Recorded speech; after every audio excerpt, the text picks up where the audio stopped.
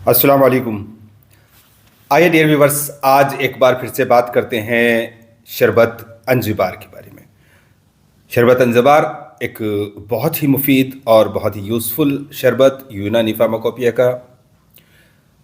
शरबत अंजुबार का formula generally सिर्फ अंजुबार के साथ बनाया जाता है, लेकिन इसके साथ कभी कभी कुछ और चीज़ें भी डाली जाती हैं। लेकिन हम आप आज बात करेंगे शरबत अंजुबार सादा, आप यूँ कह सकते हैं। तो आमतौर से शरबत अंजीबार की जड़ों को कूट करके एक जो शरबत बनाने का तरीका होता है उसको यब कूट या जौ कूट करके दरदरा करके कम से कम 12 घंटे के लिए, नहीं तो 24 घंटे के लिए पानी में भिगो दिया जाता है, उबाल दिलाया जाता है। फिर उसका पानी जब आधे के आसपास रह जाए तो उसको अच्छी तरह से मसल कर, छान कर, दबा कर उसका जूस निकाल करके और रख दिया जाता है। फिर ये सेडिमेंटेशन बहुत होता है इसके अंदर, फिर इसको निथार करके और किया जाता है। और इसमें यूँ समझिए कि 1 किलो जो जड़ होती है उसमें 3 किलो शुगर का रेशो अच्छा रहता है।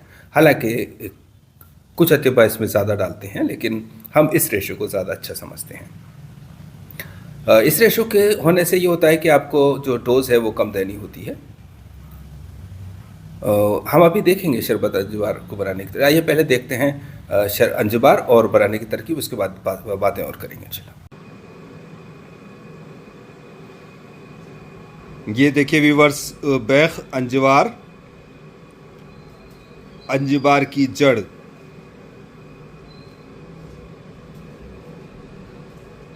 आप देख सकते हैं इसका कलर लाल होता है। फॉर एग्ज़ाम्पल अगर आप इसके टूटे हुए मुंह को देखेंगे तो ये लाल दिखेगा आपको, काफ़ी हद तक पखान बेद जैसा। और पखान बेद से कंफ्यूज भी हो सकते हैं अगर आपने इसको ज़्यादा बार नहीं देखा है, हालांकि अपने डिफरेंसेस हैं इनमें।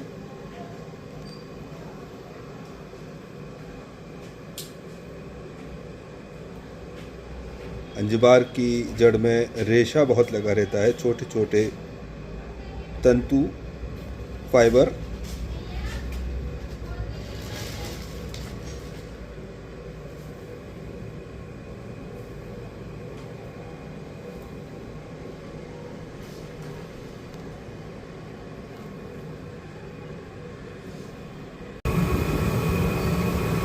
और अब आप देख सकते हैं शरबत अंजुबार बनता हुआ। शरबत अंजुबार के नीचे अक्सर इसका ये रेजिड्यू रह जाता है बचा हुआ, इसको निथार कर लेना चाहिए।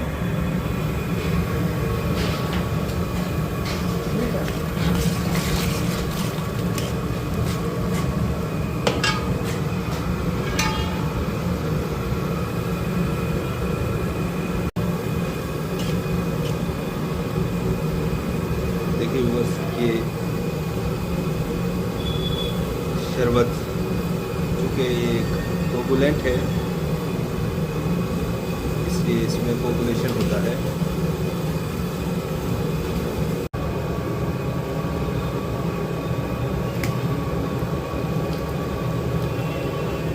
देखिए आप,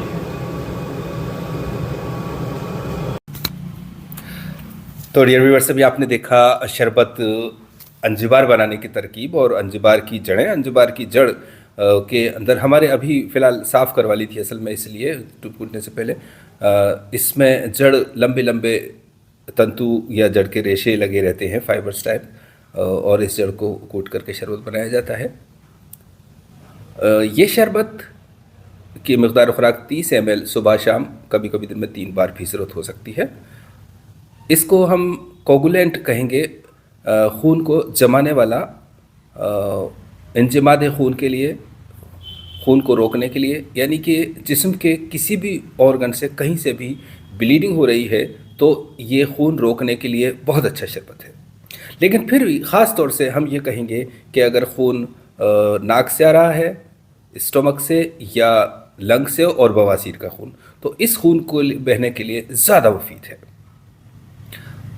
और इस शरबत की ख़ास बात यह भी है कि ये शरबत सिर्फ खून को ही नहीं रोकता है, यानी सिर्फ कोगुलेंट नहीं है ये, बल्कि ये मुक़व्वी मैदा और मुक़व्वी अमा भी है। यानी कि अगर आंतों की कमज़ोरी की वजह से ब्लीडिंग हो रही हो, खून मैदे से खून आ रहा हो, यानी कि दस्त हो रहे हों, जो नए दस्त होते हैं, जो एक्यूट डायरिया होता है उसमें तो ये काम नहीं करता, लेकिन जो बहुत पुराने दस्त हो चुके होते हैं, पुराना डायरिया जो होता है, उसमें शरबत अंजुबार का बहुत अच्छा रिजल्ट है, क्योंकि ये जो मसल्स को है वो ताकत देता है, इम्साक पैदा करता है मसल्स के अंदर।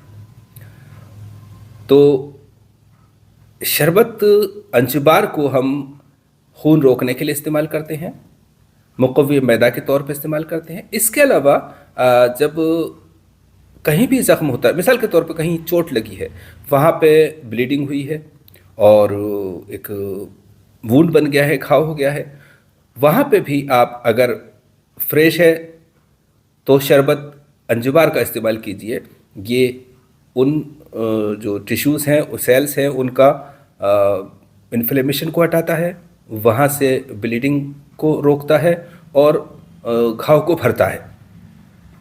इसकी हीलिंग प्रॉपर्टीज़ भी बहुत अच्छी हैं, इसलिए ये कहीं भी अगर चाहे लंग्स में से ब्लड आ रहा है तो उसको, उस जख्म को भरता है, और कहीं भी अगर ब्लड निकल रहा है तो उसको ये भरता है।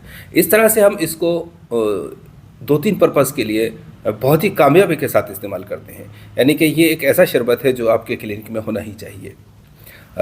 जो फ्रेश वुंड्स आते हैं, नई ब्लीडिंग हो रही है, वहाँ पे आप इसको दे दीजिए, ब्लड भी रुकेगा, स्वेलिंग भी नहीं आएगी और दर्द भी कम होगा उस तरह से।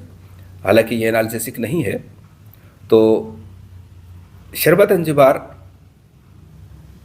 पानी के साथ सुबह शाम घोल करके दिया जाए, डायरेक्ट भी दे सकते हैं, लेकिन अच्छा पानी के साथ रहता है, नॉर्मल पानी के साथ। लेकिन ये ठंडे मिजाज वालों को नुकसान करता है, जिन लोगों का ठंडा मिजाज हो, चूँकि ये ठंड रखता है अपने आप में, तो उन लोगों की मिजाज में ऐसी और कोई प्रॉब्लम हो सकती है या मसाने में प्रॉब्लम हो सकती है। इसलिए कुछ टाइम तो अगर ठंडे मिजाज वालों में भी ज़रूरत पड़ रही है तो दे सकते हैं, लेकिन चूँकि ब्लीडिंग का मामला अक्सर या तो चोट लगने से होता है या किसी गर्मी जब सबब बनती है तो होता है, तो ऐसे हालात में ये बहुत मुफीद साबित होता है।